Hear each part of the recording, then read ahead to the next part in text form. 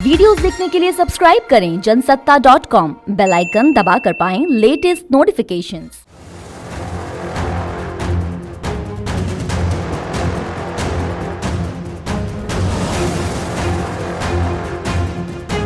नमस्कार, जनसत्ता में आपका स्वागत है। तालिबान ने अफगानिस्तान पर कब्जा तो कर लिया, लेकिन अब आपसी संकट में फंस गया है। एक बार फिर सरकार गठन की तारीख को आगे बढ़ाया गया और इस बार सरकार गठन में कांटा बना है हक्कानी नेटवर्क।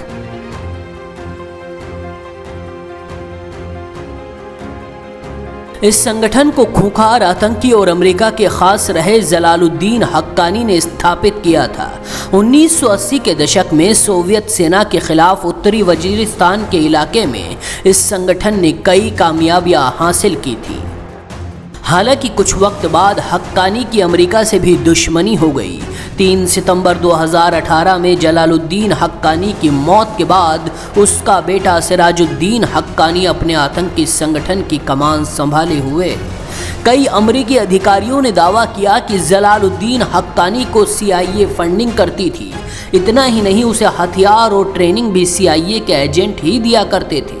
जलालुद्दीन हक्कानी उसी समय से पाकिस्तानी खुफिया एजेंसी ISI का भी खास था।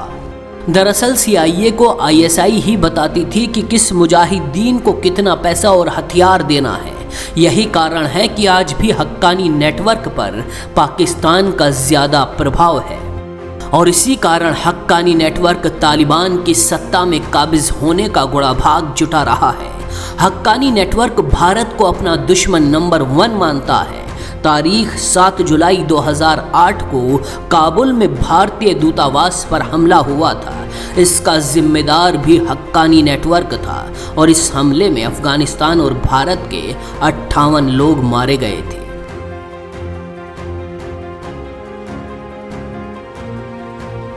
अफगानिस्तान की सत्ता में हक्कानी नेटवर्क बनाम तालिबान को लेकर अंदरूनी जंग छिड़ी है।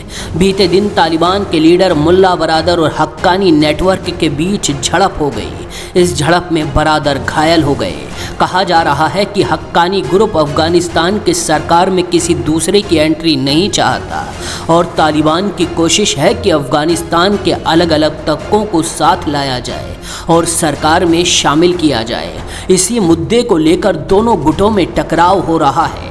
अफगान मीडिया के मुताबिक पाकिस्तान की खुफिया एजेंसी ISI के चीफ भी काबुल पहुंचे हैं। उन्हें तालिबान ने बुलाया है ताकि सरकार गठन से पहले उनके संगठनों में जो मतभेद है उसे दूर किया जा सके।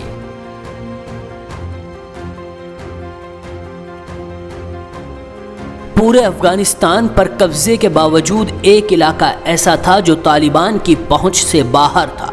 तालिबान ने अब उस इलाके यानी पंजशीर पर भी कब्जे का दावा किया है। तालिबान का कहना है कि पंजशीर के हर जिला मुख्यालय, पुलिस मुख्यालय और सभी दफ्तरों पर तालिबान कब्जा कर चुका है। यानी तालिबान के मुताबिक अब पंजशीर की घाटी पर भी उसी का झंडा लहरा रहा है। हालांकि घाटी अब भी नॉर्दर्न अलायंस के कब्जे में है। अहमद मसूद और अमरुल्लाह सालेह पंजशीर की घाटी में ही मौजूद है। पंजशीर पर कब्जे के तालिबान के इस दावे को नॉर्दर्न अलायंस ने खंडन किया है। फिलहाल तालिबान एक तरफ पंजशीर में अटका हुआ है और दूसरी तरफ सरकार बनाने को लेकर हक्कानी नेटवर्क की चुनौती का सामना कर रहा है। अब देखना होगा इन दोनों चुनौतियों से तालिबान कैसे पार पाता है। बाकी खबरों के लिए देखते रहिए जनसत्ता.com।